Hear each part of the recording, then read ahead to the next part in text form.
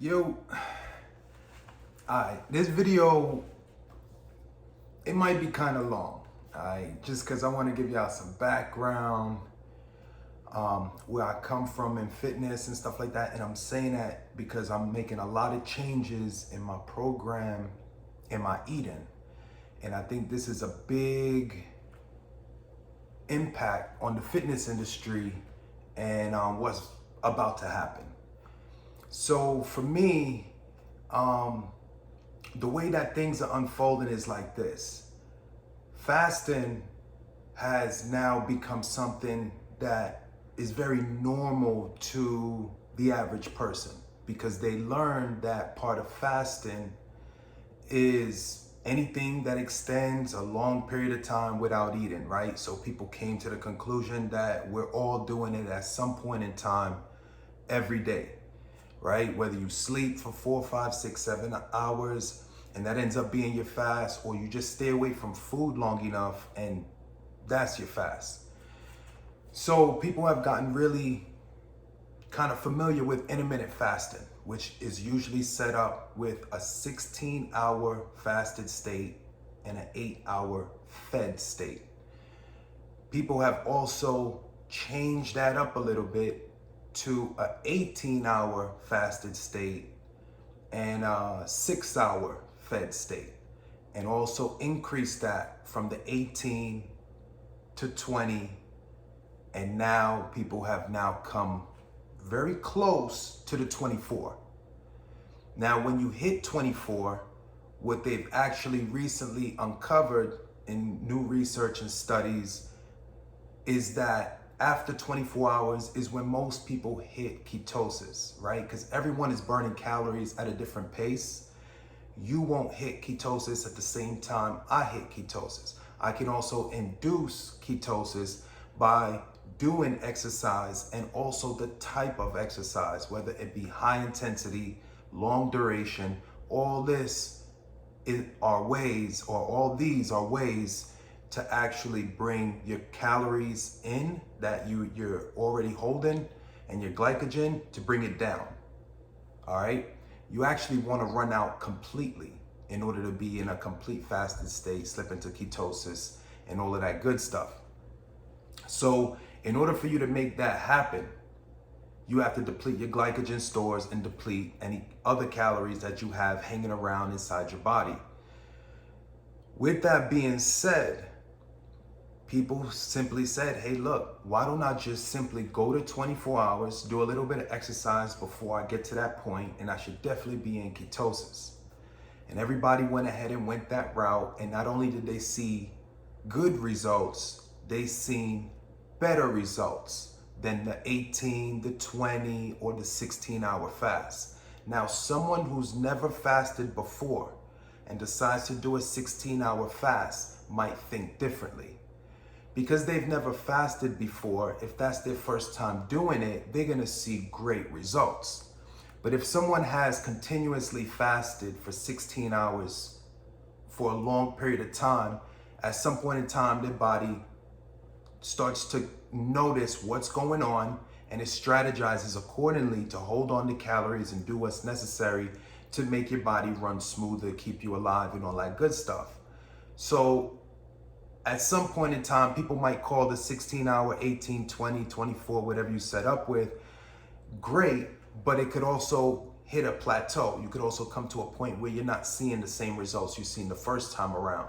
So what I'm trying to tell you is the results that they're seeing after the 16, then people say, hey, this is not working for me. Let me extend to the 18, then the 20. They found that the 24 has worked better than all of the ones previously. When you look back at the results, let's say someone was just to dive straight into a fast, go straight into 24, they're definitely gonna hit ketosis with no doubt. Also, if they were to apply exercise to it, they're definitely gonna put their body in a position to burn a lot of fat, all right? So what's happening now is people are starting to look past the 24-hour mark, and they're starting to look at 36 and 48 and beyond that. So when you look online, you'll see people going through different fasts and stuff like that for different reasons. Some people are doing it for body fat reduction. Some people are doing it for religious purposes. Whatever the purpose is, what you're gonna notice is this tends to be the case for most people. And I wanna give you this breakdown so as you go through it, you don't actually say, hey, what's going on? I feel like things are going wrong. That's actually not the way you wanna think or see the fast. A lot of people think that fasting is a way to break down the body, but it ends up being a way to build the body. And we'll talk all about that once I get into autophagy and you talk about how ketosis works on the body, increasing the senses and things like that. But we'll get into it in a second. Let's talk about from A to Z, what you kind of experience when you're actually going through the first 24, when you gotta deplete the glycogen stores. Because I like to give people an idea of what's going on inside so you could help develop some type of self-control. Because don't tell me you're gonna pass out, don't tell me you're gonna fall over dead, this, that, and the third. None of that is gonna take place, all right? I've already been in many hours fasted and done vigorous activity and not felt anything near that result. And everyone is different, but I'm gonna teach you and show you how your body works very similar. So when you get ready to go into your fast, yes, it does matter the last things that you eat. So it's very important that you tie in the necessary foods before you dive in. What you'll also find is not only are necessary foods important, but you're also gonna find that the amount is important. Now, for some people, you might want to train down on your fast. And what I mean by that is you might take in less and less and less and less calories until you hit the point where you take in none. Some people like that route, and some people like the cold turkey route. The cold turkey route is definitely more my route because of how the body works and operates. If I were to take in a large amount of calories and then dive into my fast, I'm holding on to readily available stores to help me get through the next few hours. Now, I know and anticipate a point that I'm gonna hit zero where I won't have anything, but I don't necessarily want to get there too fast. I like to ease my way into it. So as I ease my way into it, for me and my experience, it's easier on my body, all right? Either way is gonna work. But the idea is that you notice these things starting to hit you as you progress into the 24. First 3 hours, like most bodybuilders know, you're probably gonna hit a point, your body's starting to knock on your door and say, hey, look, we're hungry. Do what you normally do. Get in some carbs, get in some protein, get a snack, whatever you feel like you can grab or put your hands on, let's get some of it. That's more of what your body's telling you in that way at that time, somewhere around the 3-4 hour mark. Now, what I like to do it is take it in 3 hour increments. For everybody, the ghrelin, which is the hunger hormone, is gonna hit at a different time, right? If you're going in the normal time frames, it's gonna be like 3, 6, 9, 12 as it increases, right? It kind of comes up, then ghrelin goes back down, and it comes up and then it goes back down. So when you hit the 6 hour, that's when your body's like, you know, we noticed you didn't get any food that last time around. What's going on? Just make sure you get some this time. We hitting that time, you know, it's starting to knock on your door. That ghrelin starting to knock on your door, say like, yo, you hungry? I need you to go get some food because we kind of running out. You're really not running out. You're really not close to it at that time. Remember, you got to go all the way into 24 hours before you run out, but your body doesn't really process exactly what's going on. And this is something you have to use your mind and make sense of. So your body's like, after 6 hours, like, yo, come on, we didn't get none the last time. When we cool about missing one, but we don't miss 2 meals, right? And for the normal person, they would really eat at that time. Usually they'll tell people, I'm really hungry, this, that, and the third. Yeah, you think you hungry. So then you hit the point where you hit like 9 hours. That's usually, you know what this is. Imagine going to work, working your 8 hour workday, and after 8 hours, you just didn't eat nothing all day. Pull up, jump in, physical or non-physical job. After 8 hours, you didn't eat anything. We all gonna be hungry at that point. Everybody gonna be hungry. Carry out the full work day, they call lunch and you didn't eat nothing. Usually you somewhat to some degree hungry. For most people, you're gonna be very hungry, really, really hungry, especially with all the stimulation and all your work and mind activity that plays out. It's just gonna work on your body and everything. And then before you know it, when all the work is aside and the stress is on the side, you sink back into your normal self and you look around like, damn, I think I'm hungry. That's when you turn around and you like, I'm not just hungry, I'm really hungry. Average person pull up to the fast food joint right after work, whoop-de-whoop. That's how they do their thing. But if you fasting, at that 9-hour frame, bruh, you gotta push through. Your body's gonna tell you in all different types of ways that you're not doing good. It's gonna tell you, it's probably gonna throw that headache at you. It's probably gonna throw little body aches at you. It's probably gonna tell you, make you feel like you're getting sick, make you feel like you're getting tired, passing out, about to throw up. These things can come your way, but let your mind take control of the body and you can actually push through it. So when you push through that point, now you're hitting 12 hours. So 12 hours starts to play on you psychologically. You already pushed through one of the roughest points, in my opinion.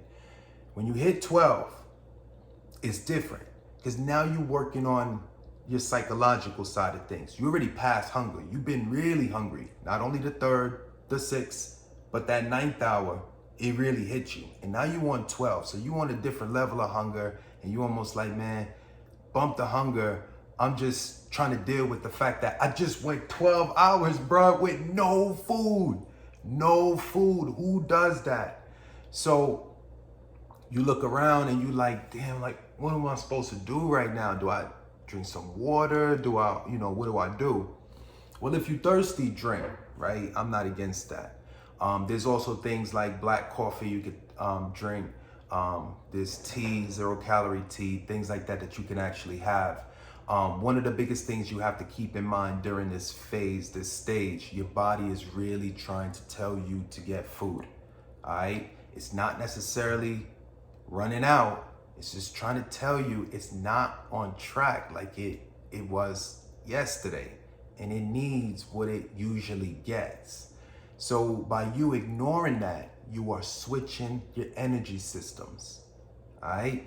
Your body's listening and you talking. The way you talk is by closing this, all right?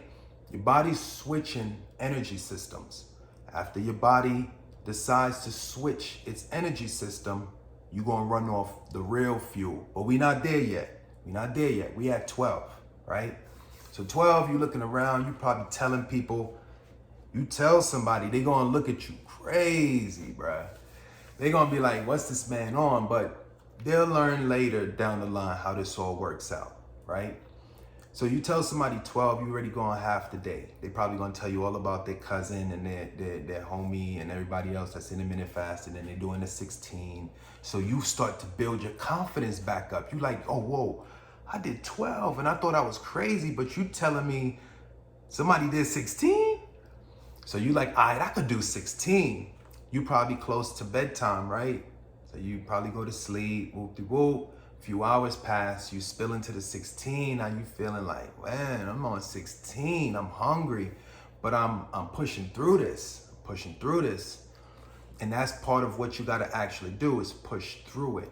One of the things you could actually do, which I more so prefer after you've slipped into ketosis, is supplementing your body with electrolytes. You can simply do it beforehand. Of course, if you're working out and things like that, and you're sweating, you're exercising, feel free to take in your electrolytes. Just understand that a lot of people take the idea that carbohydrates are the main and only source of fuel in the body, and it's their main and only source of fuel to keep your body uplifted, energized, and recharged. But it's not the case. What's really the case is your body will run off of the fat that's left over all throughout underneath the skin and in all types of different places, but it simply needs the sodium, potassium, and the magnesium on top of the fat to run efficiently and keep you in good spirits while in a fasted state. So when you're at the 12-hour mark and you're at the 16, 18, maybe 20-hour mark, that's why I say I don't necessarily want to throw you a bunch of electrolytes to keep you uplifted. Just ignore the signs and let the calories deplete. Let them deplete. You'll feel and see how they'll slowly come down. One of the biggest things you could do to combat the sluggish feeling, non-energetic feeling, is to do exercise. Taking a simple walk and getting blood flow is actually going to be good for the body. Remember, I told y'all, a lot of people have an understanding that fasting breaks down the body, when in actuality, fasting builds the body, all right? Through the process of autophagy, where the body actually cleans out the incomplete cells and the incomplete proteins, turns that all into amino acids. That's the process you want to actually seek. The body works backwards during a fast. So it's in your best interest, while on this fast, get the electrolytes in, because you'll be surprised how efficient your body's gonna run off of the fat, caffeine, and the electrolytes. That's the main thing on that. That's actually getting between the 16, 18, and 24-hour mark. Now let's go beyond the 24. All right, and this is all speaking off experience. We're going beyond the 24. What happens when you fast beyond 24 hours? Number one, we need to dive into the autophagy, like I just described. It's auto means self, and phagy means eat, right? So when you combine the two, the body is eating itself, but it's not necessarily eating itself in a bad way. The body's actually trying to clean itself. So what they're noticing in these new studies and research that has come out with fasting is they notice that autophagy is something that kicks in on top of ketosis. It's going to kick in after the 24 or after you've been fully depleted of the energy stores inside. Once you go beyond that point, touching the 36, 48, and the 72s, the next question that came to mind is, what's good with the muscle? What's going on there? How much muscle will you actually lose? How will things work out? So when I actually seen this, I decided to run and do my own research and study, did my own little something on my little scale that I have at home, and I came to the conclusion that I did not see any muscle loss after up to 72 hours. Now, at the 72-hour mark, which is where I fasted up to, at that point is where I just decided to stop fasting, where I decided to stop the test. If I extended the test further than that point, we would have possibly had who knows what result for my body. So what I'm doing on a side note, because I got a vlog going, bruh. So check that out. It's coming soon. I'm actually in line with it now. I'm in a fasted state right now. I'm so many hours in, like I think 8 or 9 hours in, and I'm vlogging as I'm going through it. We taking it 100+ hours. So I'm gonna walk y'all through the whole transition, this, that, and the third, so you'll know when you see the vlog. Yeah. But with this, I'm trying to give y'all the rundown. So when you hit the 24, you Gucci. When you hit ketosis, that's when the magic happens, right? That's when the senses start to pick up. Your sense of smell, your sense of taste, your vision, your hearing, your everything starts to pick up. You different, bruh. You different. Your energy levels is through the roof. Your focus, your attention, your bread. Everything is different. You're not putting the money into the food like you normally would. If you're talking about going 36 hours fasted, you go in a complete day without eating. Everybody eats every day. It is a cost that can hit them. We're not doing it to cut costs. It's just one of the benefits that happen. On top of the things that happen within the body, that's a bonus if you ask me. Because you're getting more and more healthy and you're not paying out any money. So yeah, y'all can see how that works. But listen, what I'm trying to explain to you is when you go beyond the 24-hour, 36, 48, 72s and up there, it's not a position that you're gonna be in to lose muscle, all right? I've already done exercise throughout. During my exercise, I felt high energy, felt really good. What I noticed is When I eat calories, my energy seems to do this because each calorie contains a different amount of sugar or insulin, which causes the spike to do whatever it wants to do. Also, the quantities are not dialed in exactly the same every single time.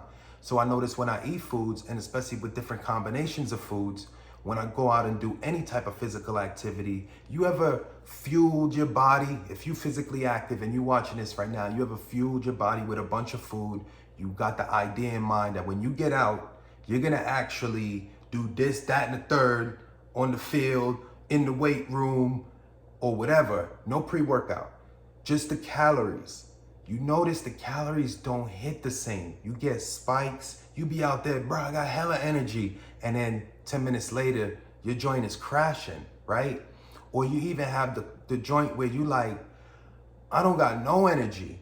And because of what you consumed, it's just hitting a little later. So then it starts to pick up in the middle of your workout or the end of your workout, that type of thing. When you running off the fuel in the body, which is readily available and all throughout, the idea that happens, at least this is the processing that my mind took on as it was happening, is my energy levels remain flatline. They don't go up and they don't go down. It's not even a case where, oh, it's up now, it's down now. Nah, it goes the same.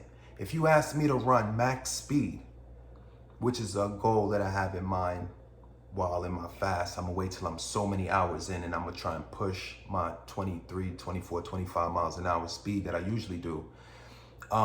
When I run max speed, I notice that that's something I could do easily with no question. Because the big idea is I question a lot when I have the intake of calories because of how it fuels me. I'll be having moments where I'm like, I'm feeling it. And then I have other moments where I'm like, let me take 5. So I'm trying to say that if you were to take the calories and just take them out and run mainly off the body fat, you are going to see how efficient the body runs. And not only does the body run efficiently, the senses, I mean, I'm talking like insides having to do with digestion, inflammation, things like that. They all start running back in the more normal fashion if, you know, your joint is all messed up. So that's the idea you have in mind. I'm losing weight. I'm cleaning up my cells in there, cleaning up the messed up proteins. I'm prepping my body for when the calories come in. You know, all of this is taking place during your fast. Now, where there's a lot of mix up is where people are under the impression that you're gonna lose muscle and you're getting smaller, which is only a momentary thing while your body's glycogen is on the lower end. But the moment you increase your carbohydrates and increase your calories and start eating consistently again, which is what most people will do, that's when you're gonna see your body slowly improve, all right? So 24-hour fast, usually with no exercise, you're gonna hit your ketosis point, all right? And then from that point on, autophagy is activated and you can kind of go to work with what your body is really supposed to do. When you hit 36 or 48, keep in mind, you are not losing muscle. I know we all look small at that point in time, right? There hasn't been any caloric intake for a long period of time, but don't worry about that. That's not something you really need to look at the moment. You need to feel and know the effect of what's happening internally, which is your body's cleaning itself, making it readily available for the caloric intake. And when it comes in, you are going to blow up, all right? All them incomplete proteins and extra dead cells and incomplete cells, stuff like that is moved out. And the only thing in the forefront, ready, you know what I'm saying? The only thing in the forefront is what is working the most optimal, is what's working the best. That's the ones that stood out beyond the others that couldn't make it, all right? That's how you want to see it. That's how you want to look at it. So it's not a bad thing when you go into a fast, 24, 36, 48, and 72 hours. You can do it all the way through. Keep your diet, nutrition, diet. A diet is in like your black coffee and your 0-calorie tea. And keep your exercise the same. Keep your exercise the same. I'm gonna make a different video on just exercise, but I wanted to get into, the steps and the ways you feel as you're going through and stepping into the 24-hour point, your ketosis, your autophagy point during the fast. This is how it feels, this is how it happens, or this is how it happened for me. And now I know how it works. I can carry on a fast as long as I need without going through the sluggish feels that people tend to talk about because they're new to the game. You gotta practice the fasting over and over. It's not something that you just pick up and you master and ace it. There's a way you get into it. There's stuff you do during, and it's important what happens after. But I'm gonna get up off this one. I'm gonna keep it coming with the videos. Keep y'all in tune. Look out for that vlog. Y'all know what it is. I'm out. Yeah.